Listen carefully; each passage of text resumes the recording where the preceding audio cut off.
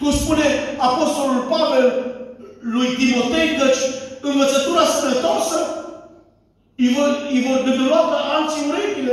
Nu vrea să asculte doar învățăturile care le place lor. Am ajuns aceste vremuri în care noi ca și biserică, eu, fratele păstor, dumneavoastră care predicați Evanghelia Domnului, să nu facem compromisuri în adunare. Dacă facem și noi compromisuri în adunare, bisericile noastre vor fi pline. Că vom da tot felul de învățături. După ce? După pofta inimii fraților, a oamenilor care vrea să te asculte. Nu e așa că de multe ori lași această senzație care spui că este Duhul Sfânt, puterea Duhului Sfânt și nu este puterea Duhului Sfânt. Este o emoție. Și unii spun că emoția este Duhul Sfânt. Nu, dragii mei. Emoția nu este Duhul Sfânt. Și atunci când Duhul Sfânt schimbă, atunci când Duhul Sfânt îți vorbește prin Cuvântul lui Dumnezeu, aduce schimbare în viața noastră. Aduce întărire în viața noastră. Duhul lui Dumnezeu. În vremurile din urmă vor fi vremuri grele. Pentru cine? Pentru acești oameni care spun că sunt ai noștri, că sunt dintre ai noștri, care nu suportă o învățătură a lui Dumnezeu.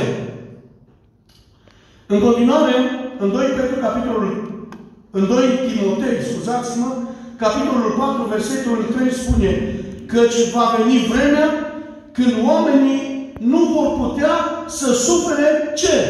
Învățătura sănătoasă. Cine va suporta învățătura sănătoasă? Biserica lui Hristos. Biserica care este ancorată pe Cuvântul lui Dumnezeu. Când Domnul Iisus Hristos le-a spus ucenicilor, fiindcă Domnul a avut 70 de ucenici, la un moment dat, și a început să-L părăsească pe Domnul Iisus, când Domnul le-a spus: adevărat, adevărat vă spun că cine nu mănâncă trupul Fiului omului și nu bea sângele Fiului omului nu are viață. Și Domnul Iisus specifică căci pâinea care s-a coborât în cer este cu o așa mare putere să schimbe viața și să dea viața celor care mănâncă din această pâine. Ei n-au înțeles. Și au început să-L părăsească pe Domnul Iisus. De ce? Fiindcă n-au suportat Cuvântul lui Dumnezeu. N-au suportat o rană pentru sufletele lor.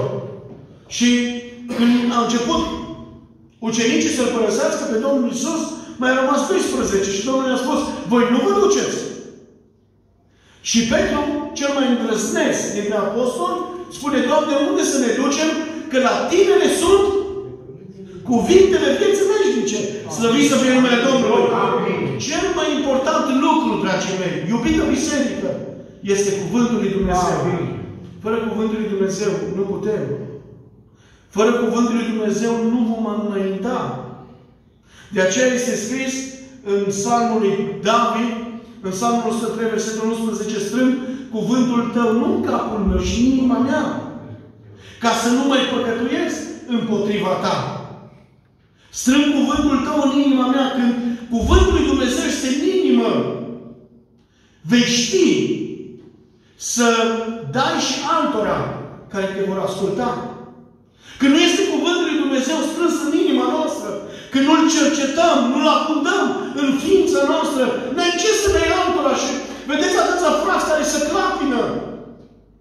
Și pentru dumneavoastră și pentru biserica aceasta, de uneori, poate fratele se străduiește și de multe ori nu înțelegeți. Și eu de multe ori mă străduiesc și frații nu înțelege. Și de multe ori suntem dezamăgiți. Și de multe ori vă chemăm și de multe ori noi ca și frați ai voștri, ca și părinți care sunteți mai tineri, noi ca și părinți, vă împingem de la spate să înaintați. Și de multe ori nu faceți. Și de multe ori nu face nici Biserica Betania. Oare de ce cauză? Căci de multe ori nu vrem să fim prelucrați, schimbați, fiindcă Duhul Sfânt schimbă viața prin cuvânt în inima noastră.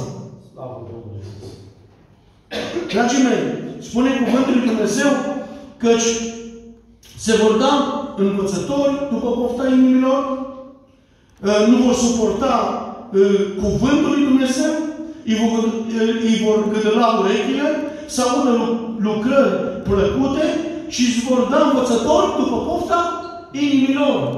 Iată ce am ajuns în ziua de astăzi. Și iertați-mă, le trăim. Le trăim. Vedem, auzi, biserica, oamenii își vor da învățători după pofta inimilor. Aceasta trăim noi ca și biserică. Asta este zilele de pe urmă. Ce mai ne crede? Vedem toate aceste evenimente care se întâmplă. Poate că vă veți întreba, dar evenimentele acestea au fost.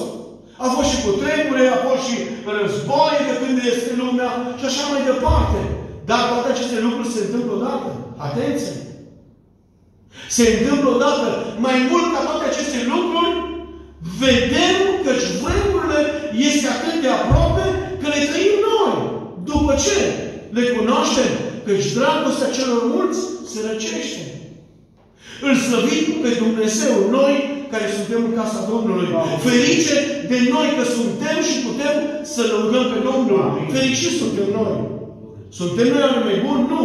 Dar îl iubim ca acela care ne-a mântuit.